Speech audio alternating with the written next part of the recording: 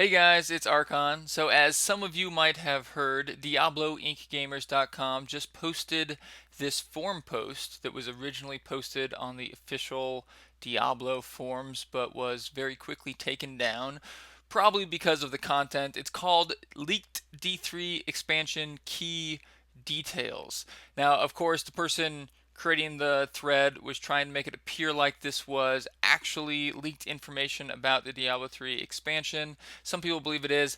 I don't think it is. I think most of us are assuming that this is just someone's wish list or a group of ideas that have been put together based on dev feedback, player feedback, and their own personal hopes for the game. But I thought we could just go over it as that, as just a wish list of some ideas. Again, I don't think this is anything official. Some of the things seem a little weird. However, some of the ideas I think are really cool and worth talking about. So I just wanted to go through this and give you guys my opinion and talk about maybe some of these cool ideas. Again, a lot of this stuff is things that the devs have been talking about, so I wouldn't be surprised to see some of these things in the expansion, of course, but that doesn't mean that this is actually leaked information. So they have like a key up at the top that discusses all the categories: BattleNet items, World Crafting, Paragon, PvP. So they talk about BattleNet 2.0 is a city hub. It's kind of weird to me because BattleNet is between all their games. So if this is BattleNet 2.0, it wouldn't be Diablo specific, but the idea of a city hub is pretty cool. Instead of having a game lobby, you would just be inside a city. And it says up to 100 players. I find it hard to believe that servers could handle 100 players in one city without some really major overhauls. Since even with 4 players doing critical mass build, the server starts to have some lag issues, but it would be cool. They're calling it Act 6. They say here we have Blacksmith's Guild Street, Jeweler's Guild Street, Mystic's Guild Street. With it says your blacksmith on all of them, but I'm sure it means blacksmith, jeweler, and mystic, and the 3 highest experienced of the players there. It's a cool idea, but that would be kind of weird if players just automatically got access to the highest level blacksmiths of the other people in the hub. It seems like you would just keep joining hubs until you found one with a max blacksmith, and then there'd be no reason to ever level it.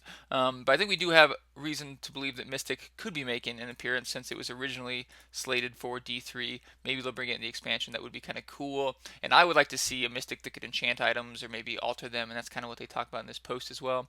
They have an auctioneers area, different auctioneers for gems, crafting, armor, weapons. That doesn't really seem necessary. Seems like the auction house the way it is now is much more convenient, but kind of a fun idea. PvP queue area, and they talk more about these PvP events later in down in the post. I actually really like the ideas that they have in the post for PvP. Waypoints, City Hub waypoint connected to all acts. I think the devs have discussed making it so that you can travel between acts, and a lot of players want that. So I'm hoping that we get that in the expansion. Upon entering different acts, no quest will be present. However, all bosses will be spawned. That seems to make sense. Not that means that this is legit, just that as an idea, it seems like it would be a good one.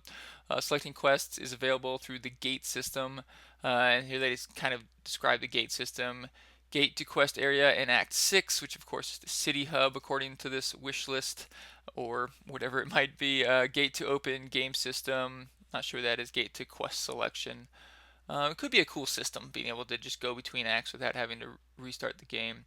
Random objectives at random times. I think this is something that's been mentioned a little bit on the forums. I really like the idea of random objectives from defending Tristram from waves of random monsters to defeating a set amount of monsters, elites, goblins, to completing randomly generated events throughout the game. I think that could be cool. It could add some excitement to Diablo, change up the pace if you're farming and all of a sudden random event comes up. You can switch it up and get an extra reward for doing something. Here it says the higher monster power increases the quality of the treasure. Guild support has been added. I'm not sure if we really need guild support, but I know a lot of people have been asking for it, so it'd probably be cool. They say half of fame. It's a weird name for a ladder system, which it looks like is what they're saying it is. But a lot of us would love a ladder system. They don't really go into detail on this list here. Item stats are now allocated into 3 main categories and 1 bonus category. Okay, I've never heard this, but I like it. I think it's a cool idea. I know the devs have considered a lot of things with itemization. I imagine they've considered something like this, but it seems like it would fix a lot of issues. Now, I haven't really been able to theory craft with it much and figure out if it would cause issues as well, but It is a cool idea. Rare items now dropped from monsters will roll 4 to 6 affixes and have a small chance of rolling 1 to 2 sub-affixes. So they have been wanting to make it so that rare items are better in general and that we don't get these disappointing affixes. So this would be a cool idea of making the less good affixes, the ones that people don't want as much, sub-affixes, and they're just kind of a bonus, but you always get some good ones on a piece of gear. Legendary armor items have had their sub-affixes removed and now have an average chance to roll an extra 1 to 3 sub-affix. Legendaries also have a small chance to roll legendary specific sub-affixes that are not listed below. That's also a cool idea because it will allow you to make it so that all legendaries are good, but they're not all the same. Which is something I think about sometimes. How do you do that? And the sub-affix idea might be one way to do that. You can make it so that all legendaries have a good amount of core affixes, but then you could always get lucky and get some with some sub affixes. And they kind of go through. I mentioned which affixes are which. They have the primary affixes that we know about, of course, and then they mix them into offensive, and these are all the same ones except for defense piercing percent. It's not an especially interesting stat, but I could see them adding more offensive stats so that you have more options, and defense piercing could be better for different builds or against different monster types, which would add some more decision making. They have mixed stat of 2. This seems more convoluted than it's worth. Right now, you can get a mixed stat on primary, which is weird they didn't list it there, but now on this list, they're saying you could get crit and crit damage, or increased attack speed and defense piercing, and you get 45% of each, just like you would on the primary. And this is a cool idea, but again, it seems like it just adds more complication than it's worth. Standard sockets and specialized sockets. Standard sockets sounds like what we have now, even though it says new afterwards. Specialized says it increases the effect of the socket and gem uh, if the socket and gem match colors. So I guess that's similar to like World of Warcraft system.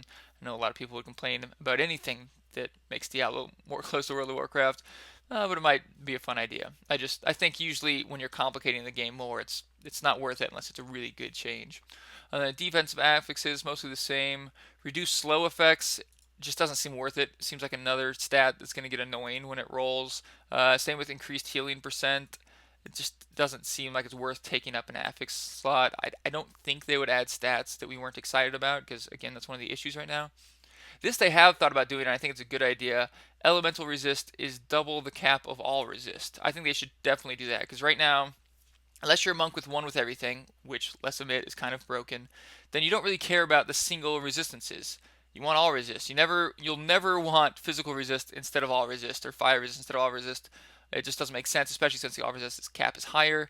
So if the elemental resistances was double or around that of all resist, I think that could be really interesting. Or even just getting rid of all resist could make the game really interesting. Of course, then you'd have to account for that with monster damage. And the other ones are the same. Bonus sub-affixes, so these are the ones that you're usually less excited about finding and don't really contribute to your character's power. Bonus experience, magic find, gold find. They say this one's new, golden item pickup radius. That doesn't sound new unless they actually mean items. And maybe you could pick up an item from across the screen if you had enough. Doesn't sound that great, but I guess that's what they mean by new. Resource stat, same stuff, level requirement. This one, treasure hunter, kind of a cool idea. Increase the chance of finding treasure goblins in resplendent chests and increase the quality of loot received through objectives in PvP. Not super exciting, but then again, these sub-affixes in general aren't that exciting, so it could be nice to add more. And I think they have in the past talked about adding new affixes to items. I kind of expect that they will in the expansion. Here's just some changes to itemization that they have listed. All items now roll equal primary attributes. I'm not sure exactly what that means, but it seems weird if they'd all roll the same amount. They all roll at least one primary class attribute. That makes sense. Affixes indestructible and thorns have been removed from the game. From what they've talked about, it doesn't sound like thorns is going to be removed. It sounds like they plan on buffing it. The magic and gold find caps has been removed. Seems to go against their theory on magic find and gold find, but could add some possibilities. I'm not sure if that would be good or bad. Players are considered elites as of 1.0.7. That's true. By the way, this whole list was kind of written as if it was before 1.0.7. I'm assuming it probably was, but who knows? Maybe they just wanted to give off the appearance that it was. Diamond Gem has been added. They have talked about adding more gems, and I think a lot of us have talked about the diamond being added because, of course, it was in D2. They have defense piercing on weapons, all resist on armor, reduced damage 8% on helm. That sounds pretty cool to me. I think that'd be a legit way to do the diamond. Some people want to like attack speed or pick up radius or something like that as well, um, but yeah, I think we should expect to see new gems in the expansion. Wings can now be added to your inventory and can be toggled on or off. That persists through game switching. I know a lot of people with the wings would like that. A dedicated inventory will be introduced with a quest in Act 4.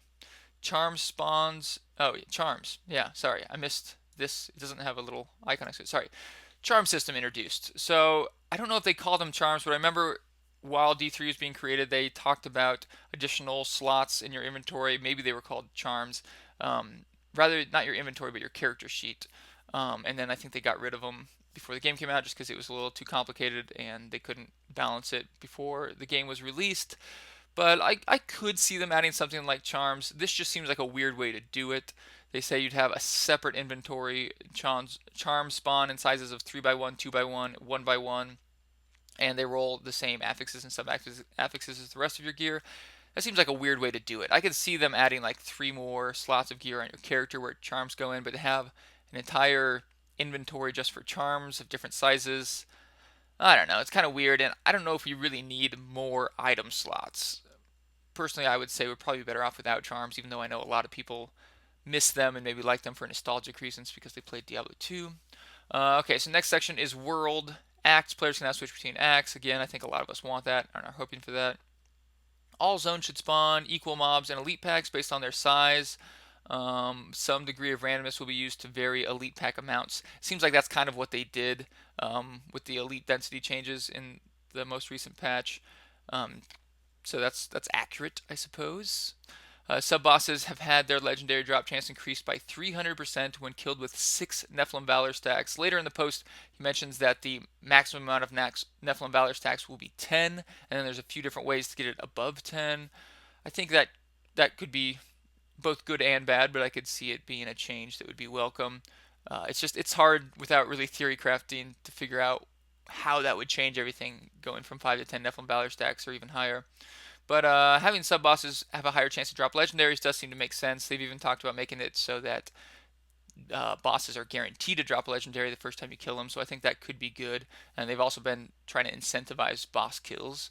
End of act bosses have had their legendary drop chance increased by 400% when killed with 10 Nephilim Valor stacks. Seems to make it sounds like they're trying to, or at least the person who wrote this post, trying to make it so it's worth it to do full act clears so that you actually get to the end boss with 10 Nephilim stacks and you're not just farming bosses. Let's see. Unique name monsters health increased by 400% and now have a 200% chance to drop, increased chance to drop legendaries. The loot table has also been changed to match the loot table of rare and champion monsters. I really hope they do something like this. I think a lot of us feel like the unique monsters, the ones with purple names, are kind of a waste of time, and we would like something more worthwhile. And because of that, they should be more challenging as well. It says they now roll one random ability based on the difficulty. Upon a killing one, the player gets their Nephilim Valor cap increased by 1. So that's one way that you can get above 10 Nephilim Valor, according to this post. And upon killing a monster, the player gains a Nephilim Valor stack. I think that would, at least that, getting a Nephilim stack, having them be harder. I think you should be excited when you find unique monsters. It should be like, oh, awesome, a purple. Come on, guys, let's kill them. And it should be a fun fight. It should take a while. And you should have a chance to get better loot than you would on a rare pack instead of what it currently is, which is just, it's kind of a drag. A lot of times you just end up skipping them. Nephilim Valor stack increased to 10. Nephilim Valor now increases your magic find and gold find and experience by 10% per stack. It seems to make sense if you're going to go up to 10. Secret level. This is kind of cool. But again, it just doesn't sound like something they would actually add. Treasure goblins now have a very small chance of dropping Geed's treasure tome when killed. And they mentioned in the comment that Geed didn't really have anything to do with treasure goblins. I'm not very good with the lore, but from what people were saying in the comments, treasure goblins worship someone named Greed, or maybe just the idea of greed. Again, I'm sorry for sucking so bad at Diablo 3 lore, but people did point out that this just seems incorrect and would be unlikely to be written by a dev. The tome can be used on other treasure goblins, making their portal permanent and enterable by players. I was actually thinking about this earlier today when I was watching Marvel Heroes, because they have the cow level like in D2, and I think the idea of having a secret level that you can't just go to whenever you want is really cool, because with Whimsyshire, it's nice that once you get the staff, you can go there whenever you want, but because of that, they can't make Whimsyshire any more rewarding than the rest of the acts in the game. It has to be on par with everything else, otherwise, it's the only thing people will farm. But part of the intrigue of Diablo 2's cow level and just the idea of a secret level in general is being able to go to a place that's more worth it to farm, where you can get more items or more experience than you could anywhere else. Makes it a lot more exciting to be able to go there and to get there. And to do that, you'd have to make it so that you couldn't go there all the time. Some system like this, I think, could be exciting. Keed's Exotic Treasure Island has treasure goblins, goblin gladiators, goblin mages, goblin fanatic of Geed, Uber Treasure Goblin King, comparable to End of Act Boss, and a very small chance of spawning Geed himself many treasures. Does sound like a cool idea. I'm not sure if this is the way to do it, and it again just doesn't sound legit. But I wouldn't mind a secret level that you just got to go to every once in a while. Mystic has been added. I think this is likely to happen, as she was slated to be added before the game came out. Unlockable in Act 6, which is that city hub. And she alters and specializes, or she alters your armor and weapons. Alter item appearance, change to another random subaffix, reroll the amount of a subaffix, change to another random primary class attribute, reroll amount of affix, craft rare dies. This does seem like a cool system. It might be a little overcomplicated, but I think a lot of us have been asking for gear customization, especially if you could only customize items you found yourself. I personally really like that idea because I like the idea of incentivizing self-found and decentivizing the auction house, or disincentivizing. I'm not sure the word there, but I know Blizzard also is trying to get people to stop using the auction house. So it could be cool if you could alter your own gear that you find yourself. And it seems likely that the Mystic will do some kind of enchanting. Crafters can now specialize in certain tree. Um, this sounds like an okay idea, just not necessary. You can specialize your crafters to reduce the crafting cost, unlock special recipes, gain unique appearance, higher quality affix. The reason this sounded a little fishy is one of the options is craft time.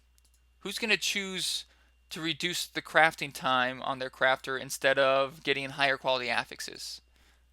It just seems like a waste. Or even like gaining unique appearance instead of higher quality affix. It doesn't seem like they'd want to force you to choose getting something for vanity versus something for character power.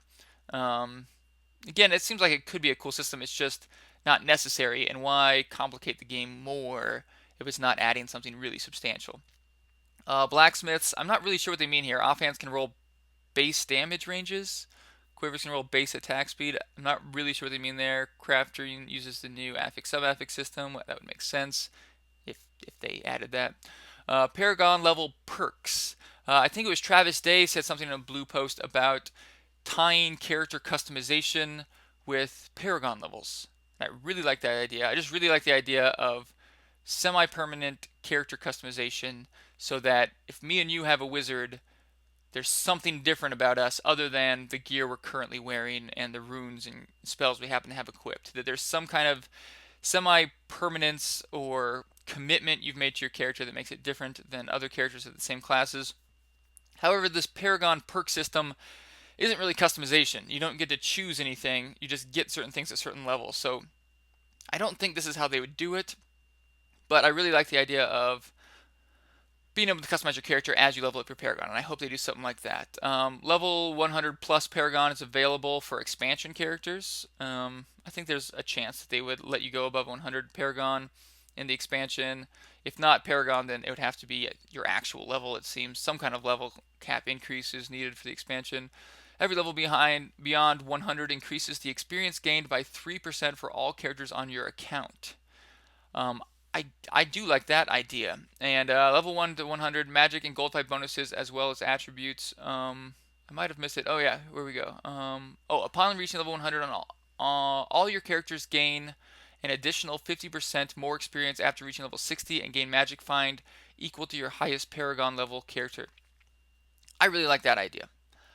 I think that the current Paragon system kind of demoralizes you when you're trying to play multiple different characters. It really incentivizes playing one character, and I think it would be better to incentivize playing multiple characters. So I like the idea that once you get to 100 on one character, it's faster to get them on the other characters. and you're getting as much magic find on your other characters. Because personally, like I have 100 Paragon Wizards. Sometimes I'm like, I want to play my Witch Doctor, but while I'm living my Witch Doctor, my magic find sucks. And so I feel like I'd rather play my Wizard so I can get more legendaries. I think that's a cool idea. It would incentivize you to play other classes.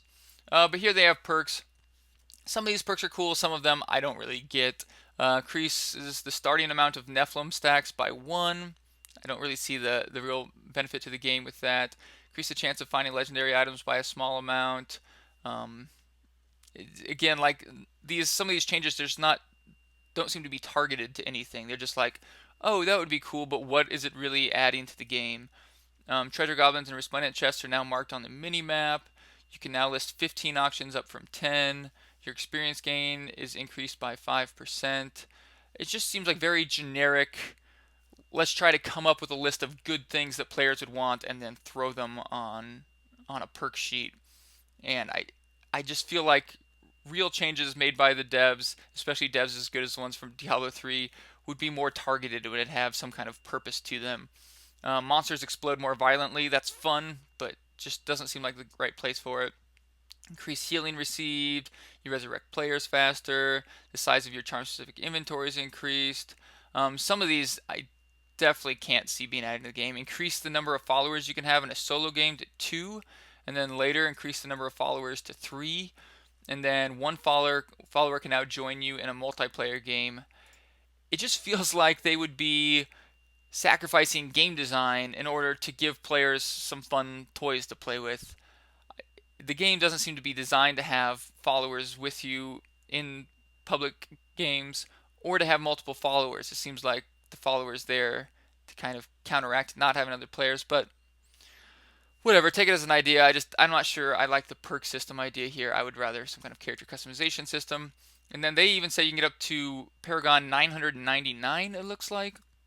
Increases experience by 3% per level after reaching level 60. So that would mean that when you get to 999, you'd be getting almost 3,000% additional experience on all your characters. You would just super Paragon level all your characters after that, which I guess would be fine. If it took a long time to get into 999 and then you already had the perks on your other characters, then I guess that would be fine. PvP. So I really like some of these PvP ideas. Part of the reason is I'm a big fan of competitive PvE, and I think it's really underutilized. And it seems that action RPGs have a really hard time putting in PvP. I can't think personally of an action RPG with good PvP. And I don't think that really speaks necessarily to the developers as much as it speaks to the gameplay of action RPGs. I think one of the biggest problems is that the skills for players aren't designed to be easily dodged for good reasons too. If you could be easily dodged, you'd be missing monsters all the time, and that would be really frustrating. You want to feel powerful, you want to feel in control, and so the spells should usually hit the target you're trying to hit. But in PvP, if you can't dodge abilities, it just becomes you guys unloading into each other, and the only real decision you're making is, do I run away or do I chase the player? And then that just really limits PvP. So it seems like PvP has to be some kind of either competitive PvE or a mixture of PvP and PvE, and that's what they outline here. So I really like these 3 ideas here, and I hope we get something like this. Unless, of course, Blizzard can find a way to make it really fun to do just head-on PvP. But knowing Blizzard, they won't release anything that's not high quality. Say what you will about the release of D3, but I think it was still high quality. There were some fundamental design issues. I think they made some bad predictions, but the quality is always there. It's really hard to contest that Blizzard has put out anything that isn't super high quality. Anyways, getting back to the ideas here, they have 3 PvP events. One is Defense of the City. Players can now queue to compete against others in Defense of the City. The goal is to kill as many monsters as fast as possible while defending the different city gates. That sounds like a lot of fun. Random monsters will spawn in waves that even challenge the most experienced players. Instanced for each team with the addition of a scoreboard, so you can see how many monsters each team has killed. Everyone is rewarded with a random treasure chest and its quality according to your score. Average siege duration 10 minutes. They have game modes 1v1, v1v1, 2v2v2, 4v4. And the queue system will match players according to gear equipped. Cannot change gear while in queue or during defense of the city. It seems to be hard to do, to really put a value on each piece of gear and to match players, but if they could do it, that would be awesome. And maybe even necessary, because if you're not matching players according to their gear, then it's just going to be completely gear based. So I would love that if they found a way to do it. Endless Rush. Players can now queue up to compete against others in Endless Rush. The goal of Endless Rush is for a team to venture as deep as possible into a randomly generated dungeon. So this is the Endless Dungeon idea in a competitive PvE format. I love this idea. All these PvP ideas I could get really addicted to, and they don't seem like they'd get old very quickly. Random dungeon levels will spawn with random monsters and elite packs instanced for each team with the addition of a scoreboard. Everyone is rewarded with a random treasure chest and its quality according to score. Very similar to the last one. Queue system matches people according to their gear. And then Gladiator. Players can now queue up to compete against each other in Gladiator. The goal of Gladiator is for a team to kill as many other players of the opposing team as possible while being sieged by heavy-duty demons. So there is the one actual PvP where you're actually fighting against other players, but they have heavy PvE elements in it, which I think again is pretty necessary. That sounds like it could be a lot of fun, because then the real game is balancing how much focus we put on the demons, how much we put on the players, when do we attack the players, how do we get the advantage over them. And it seems like this is the kind of PvP we're really going to have for Diablo. Standard MMO PvP or just brawling Diablo 2 style PvP, just it either isn't compatible or gets old really quickly. But of course, Blizzard's been putting a lot more thinking and work into this than I have, or probably any of us. And so I think they probably have a pretty good handle on it now. But too early to say, of course. And I know a lot of you guys have kind of lost some faith in Blizzard because of the release. But I can tell you personally, I have really high hopes for the expansion. I hope people realize that a lot of the fundamental issues with D3 were just predictions based on the lack of enough information, or just bad luck. You know, sometimes you make predictions before a game come out, you can't really anticipate how it's going to affect the game. The auction house hurt the game, but no one or very few people were complaining about the auction house until a couple months into the game. Some of those things you just don't see the effect of it until it's in there. Now that Blizzard has all the information and they have players to help them test the information, I have really high hopes. I've played every Blizzard game since it came out. I know a lot of you guys have too, and I don't think we have any reason to think that Blizzard has made any drastic change just because of some of the disappointing elements of the release of D3. Personally, I think the expansion is going to be outstanding. I don't know if this post here is really accurate to what we're going to see of the expansion. I think it has some cool ideas. That's why I wanted to discuss it with you guys, and I'd love to hear your opinions below in the comments. But I think we have a lot to look forward to in the expansion. I think they're really going to take this opportunity to revamp the game and rebirth hopefully what we were looking for in D3 to begin with, and some new features that haven't been seen in action RPGs yet. That's just my opinion. I would love to hear what you guys have to say. Again, leave comments below. Let me know what you think of this post, or any feedback you have on my opinion. It's totally fine. I just ask that it's constructive. And if you enjoyed the video, I would love if you hit that subscribe button. I'll have another one for you soon.